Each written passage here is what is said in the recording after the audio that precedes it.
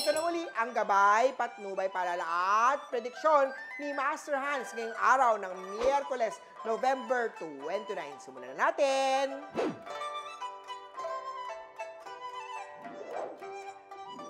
Para sa mga pinanganak ng Year of the Rat, kalimutan na ang nakaraan at itigil na ang masamang intensyon sa kanya. Simulan mag-move on.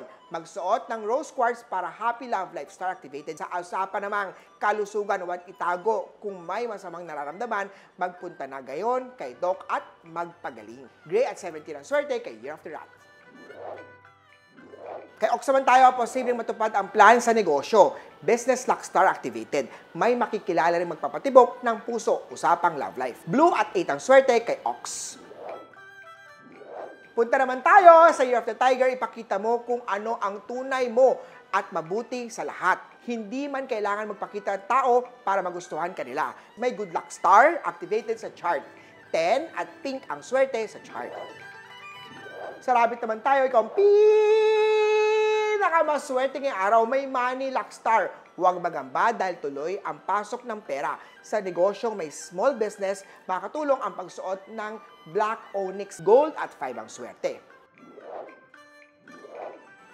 Sa mga drago naman tayo, may pabago-bago kang desisyon sa buhay, alamin at pag-isipan na maigi bago ito gawin. Iwas tayo sa negative energy na binibigay sa iyo na iba.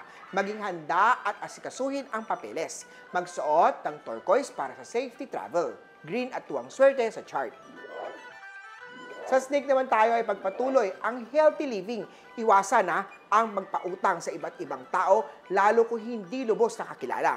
Sa love life naman tayo, may third party sa chart. Kaya naman makatulong ang pagsuot ng rose quartz, ipabilis bilhin yan, tindahan ni Master Hans. 20 at dilaw ang swerte sa chart.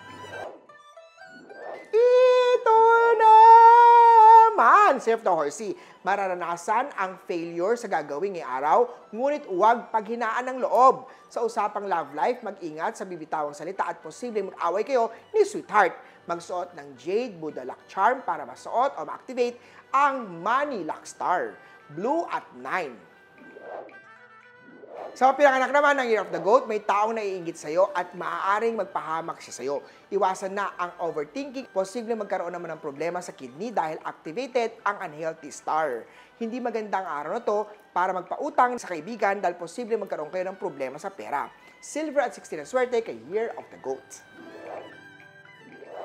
Healing star activated naman sa mga pinanganak ng Year of the Monkey. Sundin at don't forget to take your medicine. Ito po'y nireseta ni Doc. Itigil na ang masamang bisyo at huwag matigas ang ulo. Red at 4 ang swerte kay Year of the Monkey. Sa rooster naman tayo, conflict day-to-day, may misunderstanding sa family. May money loss star din sa chart, posibleng magkaroon ng problema sa pera. Mag-budget sa lahat ng expenses. Purple at 18 ang swerte sa chart. Dako naman tayo sa mga pinanganak ng Year of the Dog, ipakita sa kanya na deserving ka. Pagdating naman sa pinapagawa ni boss sa'yo, siguraduhin matatapos at magagawa ito on time. Peach at 6 ang swerte kay Year of the Dog. Ang pinakahuli ay Year of the Piggy, may pagbabago pagdating sa iyong kaibigan. Iwasan ang unhealthy star, huwag magpuyat at iwasan ang unhealthy foods. Orange at 13 ang swerte kay Year of the Piggy. Inulit ko ha, ito po ay mga gabay, patnubay, prediksyon lamang ni Master Hans. Nasa inyong mga kamay nasa lalay ang inyong tagumpay. Kaya naman ha, always be positive at i-claim ang mga swerte mga ka-LSP.